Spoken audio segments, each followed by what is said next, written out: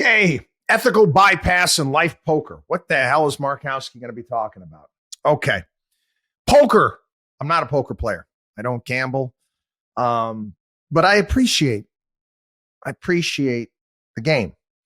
I do, and again, I like seeing movies about it. I'm a fan of the movie Rounders, and how it's about trying to read the person. You're not playing with your cards. I understand that concept. You're trying to read the other players at the table.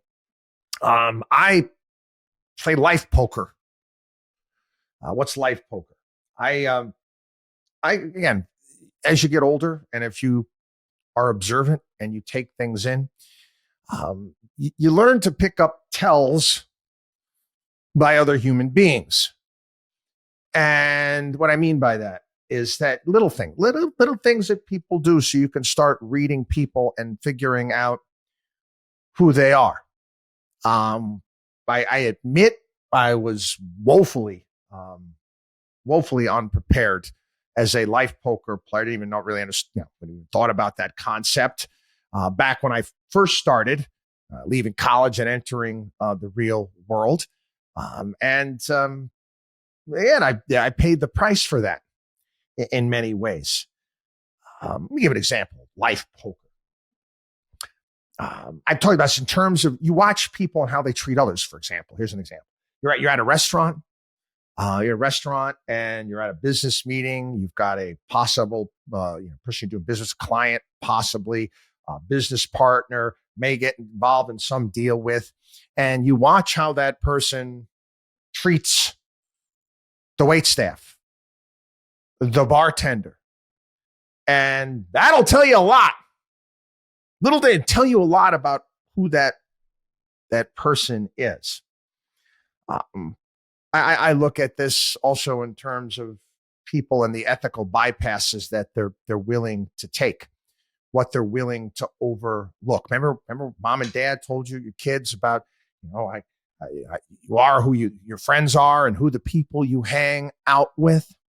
Well, why do I bring this up today? Where are you going with this, Markowski? Okay, I tell you. According to headlines today at Bloomberg News and Reuters, Donald Trump is floating the idea that John Paulson, hedge fund billionaire, to be his next Treasury secretary. Next is John Paulson.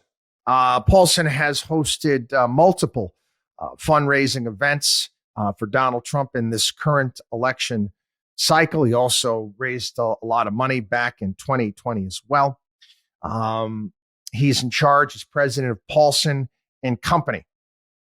I'm going to go back to April 16th of 2010. This is the Securities and Exchange Commission. This is what they had to say about John Paulson and his business morals. This is when they went after Goldman Sachs for the infamous 2007 Abacus deal.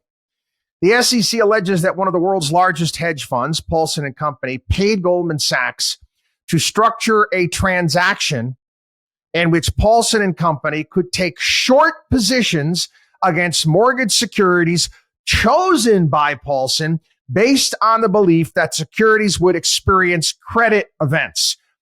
What this means.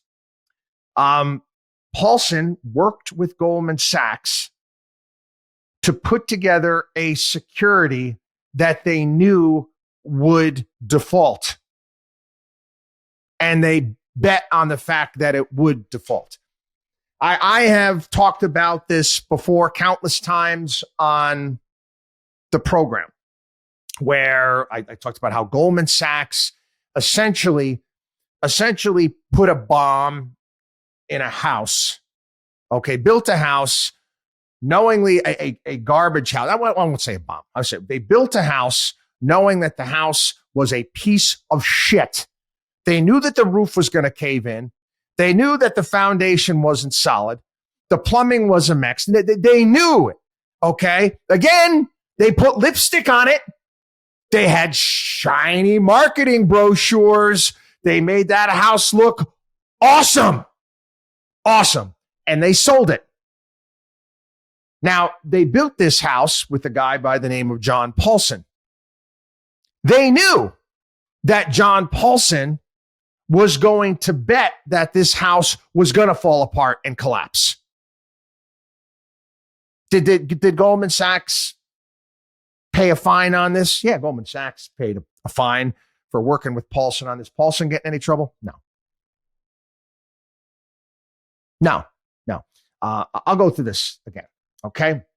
John Paulson goes to Goldman Sachs, says he wants to bet against the housing market. Again, at the same time, okay? Same time, we were telling everybody on our radio show, didn't have a podcast, no podcast at that time. We were telling everybody on our radio show, everybody would listen, that the housing market was going to fall apart. It was going to be a disaster.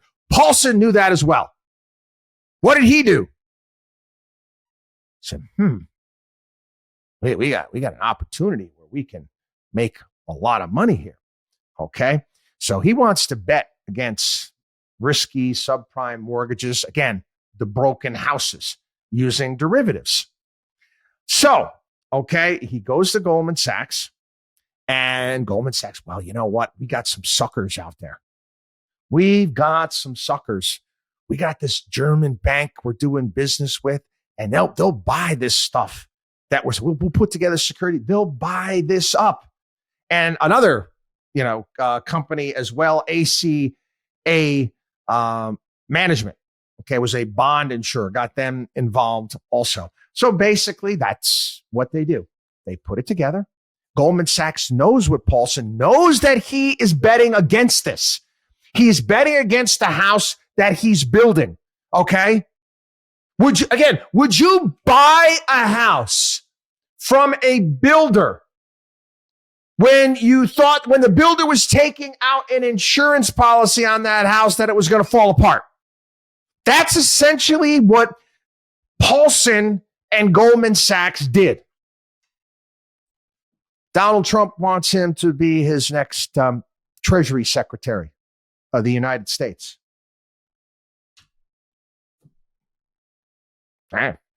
Again, you don't believe me? I'm waiting. Please, MAGA crowd. I'm begging you, MAGA types. Justify this. Justify this.